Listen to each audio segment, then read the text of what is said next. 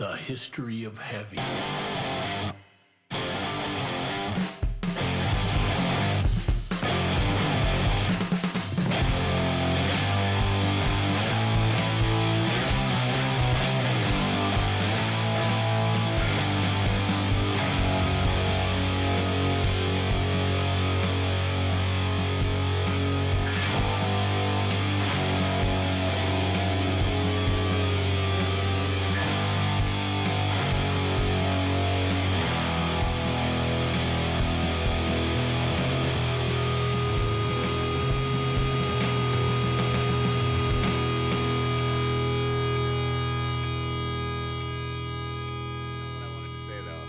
Hello and welcome to the History of Heavy podcast, a show that traces the chronology of heavy music across genres song by song.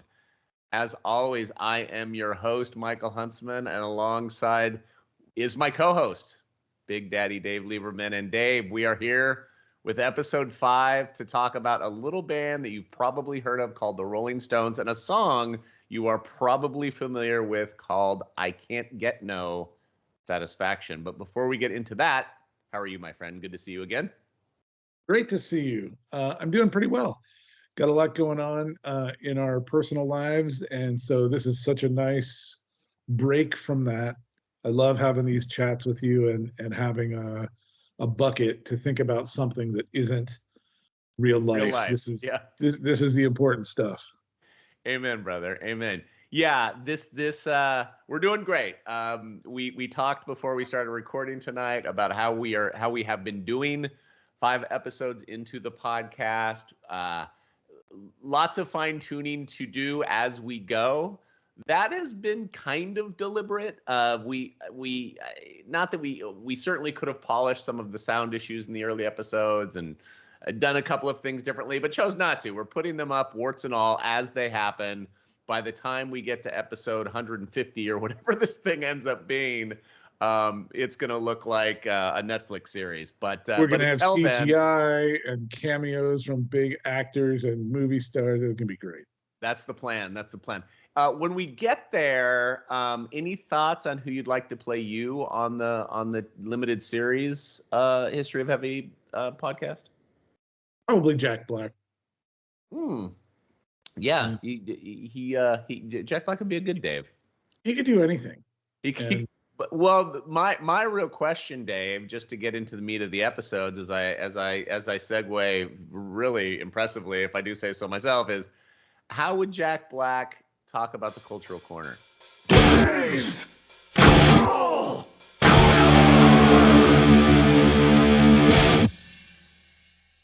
Well, like this.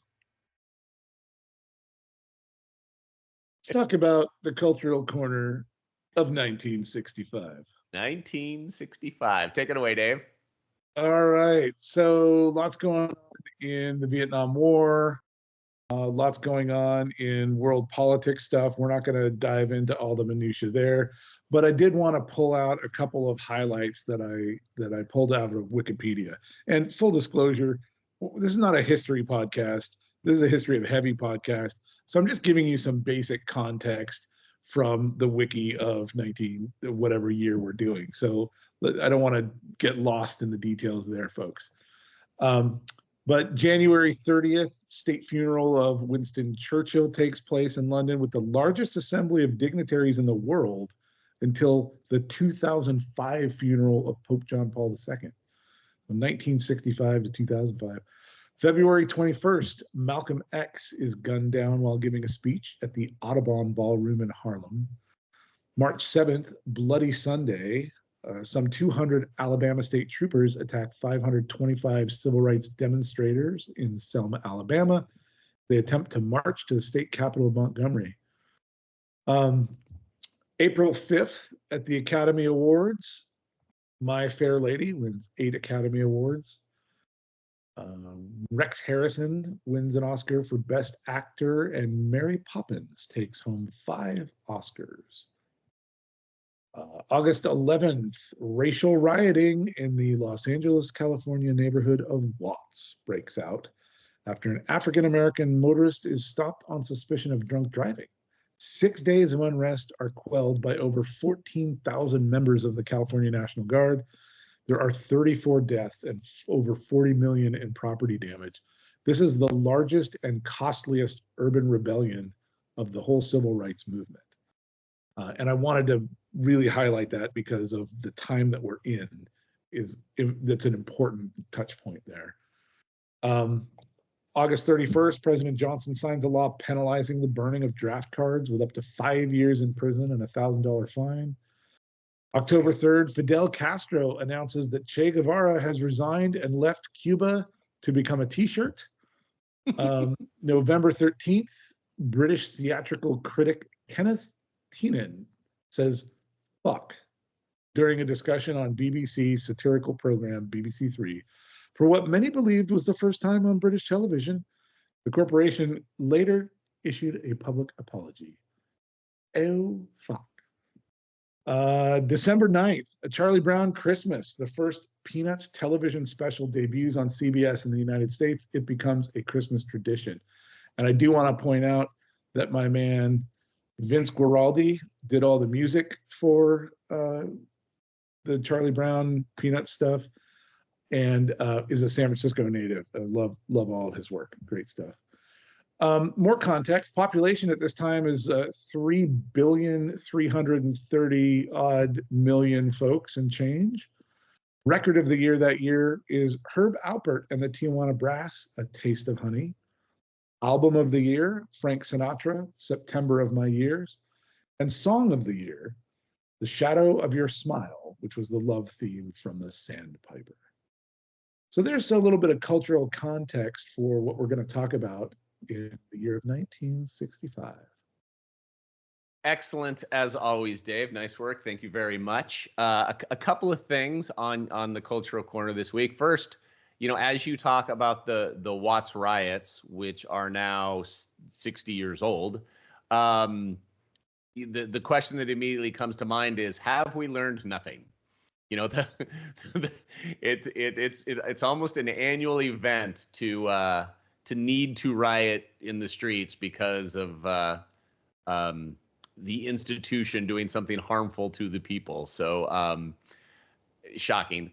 And more lightheartedly, each episode we have done so far where you have talked about the song of the year and the popular music of the time, you have talked about Stan Getz and Herb Alpert and Frank Sinatra and Dean Martin, and those kinds of folks is who we have talked about so far. We're really about to get to, as we move to the late 60s, a significant shift in who the popular acts are, who's topping the charts, who's winning the awards. And the band we're talking about tonight is one of the bands responsible for said transition. Not a lot needs to be said necessarily about this band or this song, and we will get into why we are talking about that song on this show in a moment. But beforehand, let me talk a little bit about the creation of Satisfaction. The song was written by Mick Jagger and Keith Richards and was released as the Rolling Stones' first single in the United States on June 4th, 1965. Also included on their fourth LP, Out of Our Heads, which was released later that same year. The legend is that Keith Richards dreamt the riff and recorded it on a bedside cassette recorder as he woke up. And then Jagger later wrote the lyrics just prior to going into the studio to record the song. So it happened kind of organically and very quickly. The song gave the band their first ever #1 hit single in the US, and it was their fourth #1 in England, despite the fact that it was banned on many UK stations due to the lyrics about sexual frustration being deemed offensive. The song's success helped boost the sales of Gibson's fuzz boxes, which were the early version of what we now call a distortion pedal. So much so that the manufacturer ran completely out of stock by the end of 1965. I Can't Get No Satisfaction is one of the world's most popular songs and was number 31 on Rolling Stone magazine's the 500 Greatest Songs of All Time list in 2021. It was inducted into the Grammy Hall of Fame in 1998, and was added to the National Recording Registry of the Library of Congress in 2006, and was the first and so far only Rolling Stones song to be included in the registry. The opening riff and the main hook of the song are among the most identifiable in music, and Newsweek magazine at the time called the riff 5 notes that shook the world. The Stones are interestingly not heavy. Sort of maybe again a curious choice for this show. They are obviously one of, if not the greatest rock and roll band of all time, but their music is not kind of quote unquote how we have come to define heavy. And I actually didn't originally include Satisfaction on our song list, but ultimately decided that it qualifies and that we needed to talk about the Stones. This song in particular, mainly due to that main riff that I've mentioned a couple of times now. But even independent of this song or the Stones' music in general, their aura and legacy, from legendary tales of drug use to provocative lyrics to satanic imagery to the tragedy of Altamont, are all unquestionably heavy. So let's talk about the Rolling Stones and I Can't Get No Satisfaction. Dave, why in your estimation are we talking about this song tonight? And does it, in your mind, qualify as heavy? This is a great song to have in our discussion because it represents heavy more than it is heavy, I think. Well said. This is gonna be an interesting discussion. Unpopular opinion. I not only don't like the Rolling Stones, but I dislike the Rolling Stones. And there's a difference, right? There's some bands where I don't prefer them, but there they are. I have never liked the Rolling Stones to the point where when I hear their music, I turn it off. And at the same time, I acknowledge and respect the achievements that they brought to the realm of music, the revolution that they were a part of in the history of music. I have nothing but respect for them. They're great musicians, amazing songwriters, and they're absolutely they deserve all the praise that they get. The music, the message, the attitude, the everything that is the Rolling Stones just rubbed me the wrong way. And I don't have any real tangible reason for that. Maybe it's as soon as I think that it's maybe overplayed, a lot of bands get overplayed, and I don't feel this way about Led Zeppelin maybe being one of them, which gets it inhabited the same kind of presence in my musical development at the same time, and I just didn't have the same reaction to that. Some Led Zeppelin songs I really connected with, others I didn't. Some phases of Zeppelin I didn't get into, but it was never had that somehow offensive quality. And I don't know why with the Stones, but I don't like it. I dislike it. That said, this song isn't sonically heavy. It's musically and contemporaneously heavy. It belongs in our conversation. All very interesting. So just today, when I was at my barber, and you can't, I have something weird going on with my hair, so you can't really tell I got my hair cut. But literally at my barber today, I had this conversation, and that is I've had a long-held belief about, let's just call them broadly, rock bands. And here is my opinion. about people's musical taste is there are 4 bands that you don't have to love. They don't have to be your favorite band, but you have to like them for me to begin to respect whatever your taste or opinion about music is. They are unequivocal. They're sort of the canon, the baseline of music taste, in my opinion. Those 4 bands are the Beatles, the Ramones, AC/DC, and Black Sabbath. You don't have to love those bands. They don't need to be your favorite, but if you don't at least like and appreciate those bands, then you have no taste, in my opinion. Now, one could argue that the Clash is a much better punk band than the Ramones. I think that is a fair argument. The Clash were fucking great. But I kind of get if somebody doesn't like the Clash. They're eclectic. They're a little bit weird. They're maybe a little poppy. There's certain things, they maybe they're trying to be black. I would make the same case for the Beatles and the Rolling Stones. The Stones are the Clash to the Beatles, Ramones.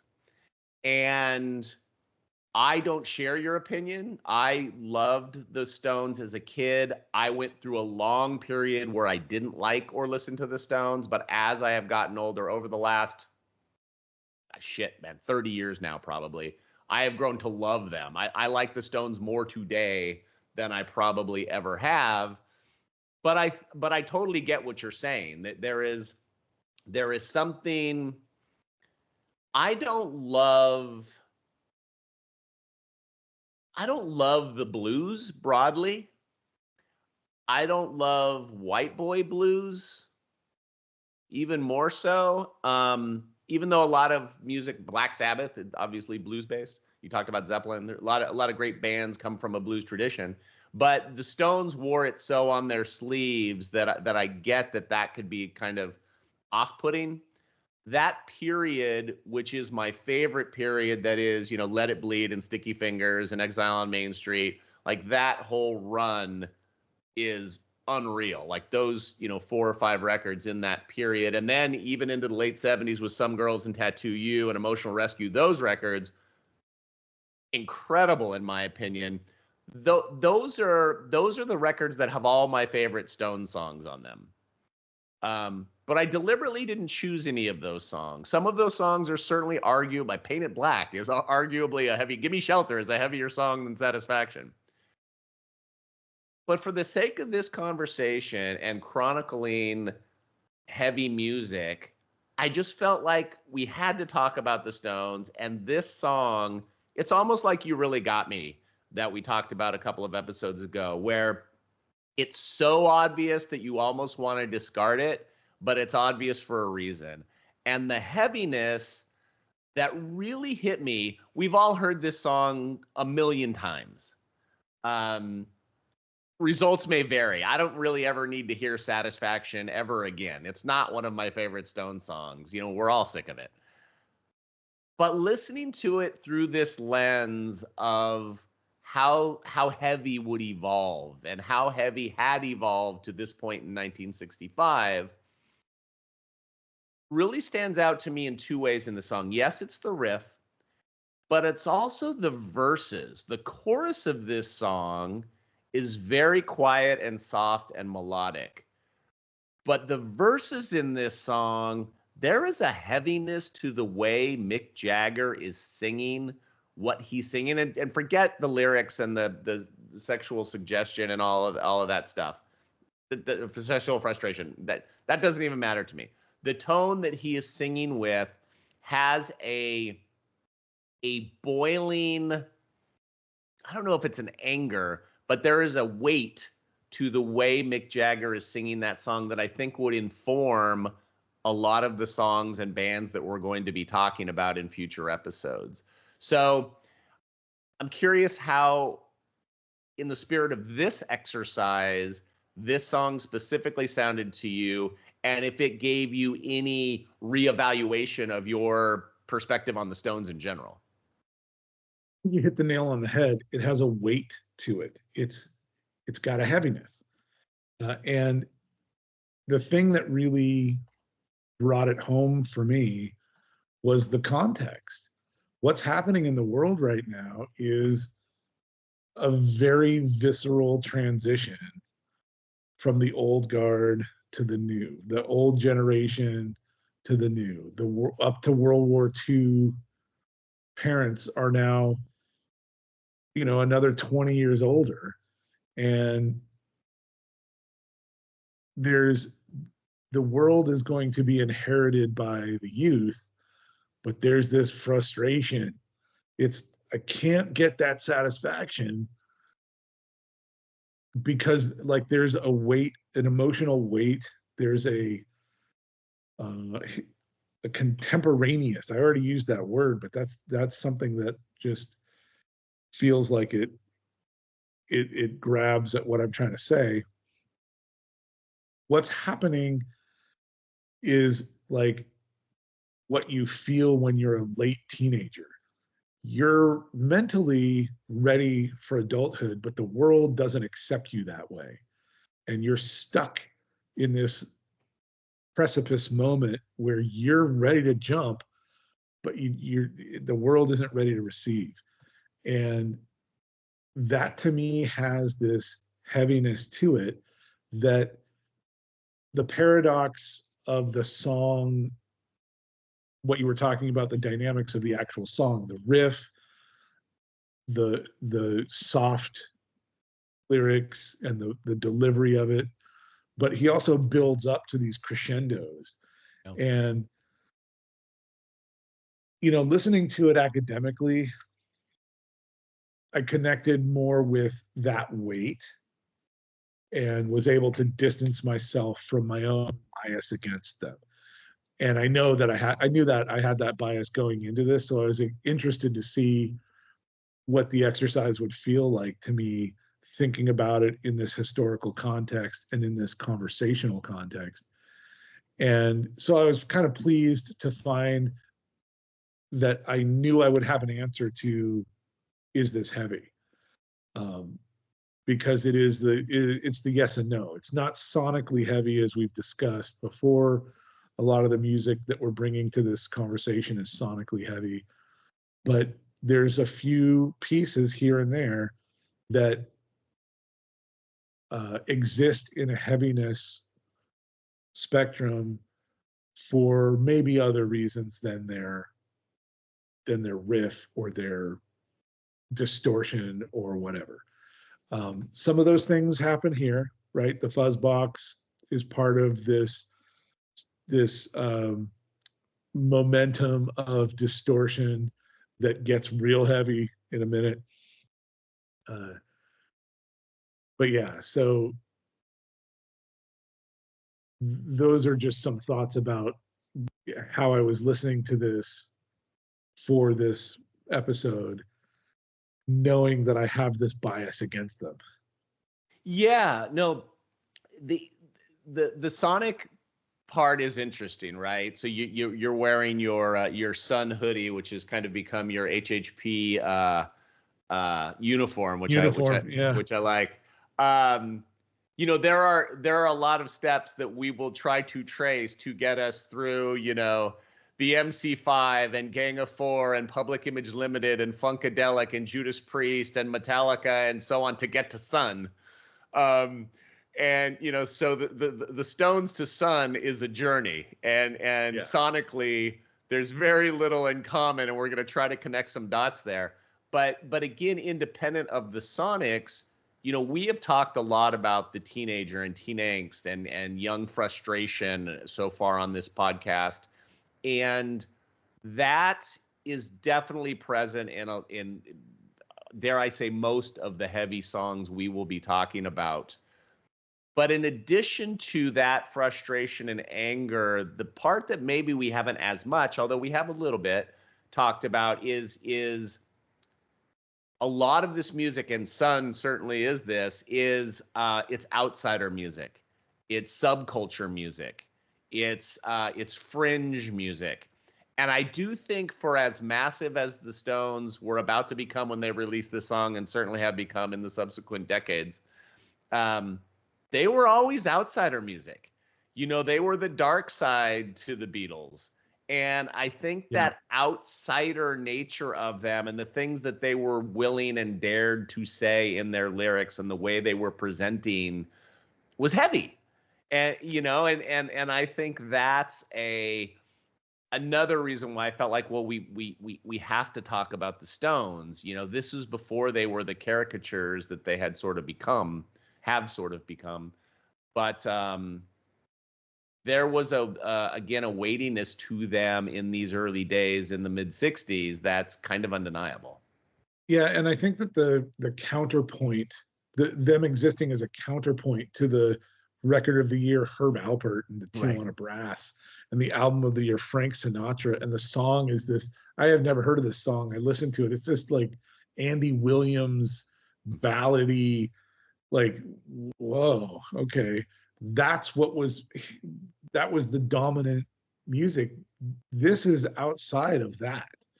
And that's a really good perspective. It's outsider music, and it is flippant. You know, it's like, screw you. Yeah, and look, we in the same way that Link Ray was, right? We talked about this at the very beginning. This is a part of what's heavy, is this like ownership of the other, of the outside, of the rejection, the embracing the rejection. Right. Yeah. Yes. Well said. You know, in 6 or 7 episodes, we will be talking about the Beatles, and we are deliberately talking about a specific Beatles song because that Beatles song is heavy, pun intended. And when we get to it, we will talk about that song and why that song is included in these conversations. The Beatles might otherwise... But you should probably subscribe so you don't miss that episode. You probably should. Yeah, like and subscribe below. Yeah. The Beatles might otherwise not be part of these conversations. Whether it was Satisfaction or something else, the Stones would have been part of this conversation because their heaviness is part of who they are, and sonically or not, there is a darkness and an ominous kind of nature about the Stones that I think is interesting. I want to go back to I was thinking about this today. There's a band I love who we may be talking about 100 episodes from now. There is a band I love, a current band called Full of Hell, who are just a really good, heavy kind of noise, sludge metal band, I guess is the best way to describe them. And they put out a record last year that ended up on a couple of best of year-end lists. And I still have yet to listen to the record. And this is a band I really like. And scratching my head, I almost listened to it today, and I chose to listen to something else. Why haven't I listened to this Full of Hell record? And what I realized was I hate the album cover. The album cover is really colorful, and it's got like a cartoon kind of drawing on it. And I couldn't get past the album cover, which made me start to think about how impacted I still am today in this age of streaming music where I'm not holding, 12-inch record sleeves in my hand, how affected I am by how a band presents. And this is all a preamble to ask you about the Rolling Stones, is how much of the Stones, how much of your dislike of the Stones do you think over the years has come from their image and presentation and the idea of the Rolling Stones versus the actual music? You know, how would you balance that? 100%. Yeah. And it's not, it's an order of magnitude removed from that. It's the fans. The Rolling Stone, the zeitgeist of Rolling Stone. Yeah. And Rolling Stone fan is the same reason I don't like the Grateful Dead. Oh, like, yeah. I will never listened talk to about the some Grateful Dead Dead. songs and I'm like, oh, that's really good. But I've never gotten into them because the fan base blew it for me before the music ever hit my ears. So uh, it's exactly that. It's this other thing. It's their presence in the room by proxy. Yeah. And the presence in the room is what we're talking about. They have a gravity. They have they create an orbit, and that's worthy of recognition, discussion, and respect. So they get the respect, and it's really, I really want to make that clear that I can do both. I can both have tremendous respect for the musicality of the band, the talent, what they were able to do, not only with their own instruments, but putting a song together. It turns out is really hard. You're making music, it's hard to do that.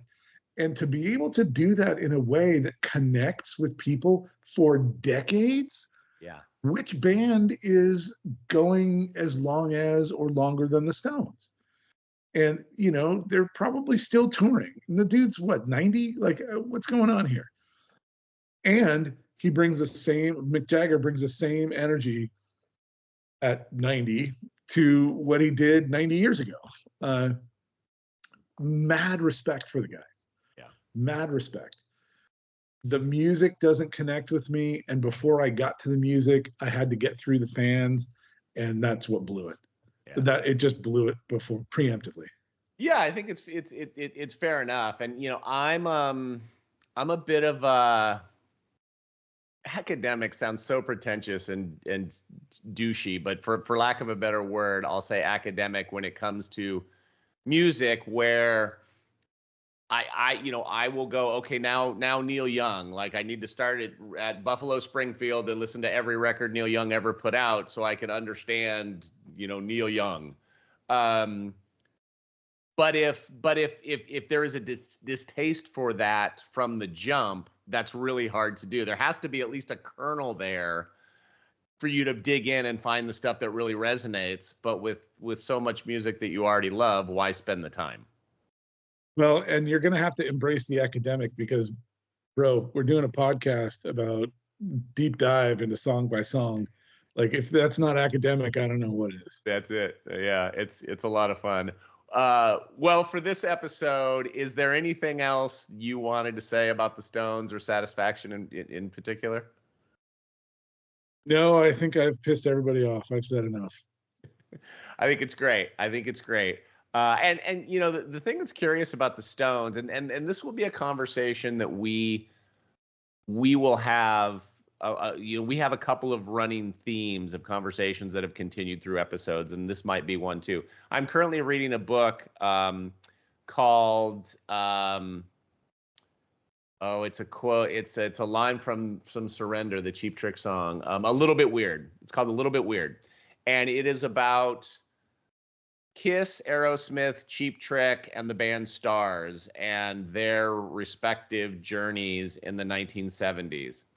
And three of those bands, everybody knows the names of. One of them, not a lot of people do.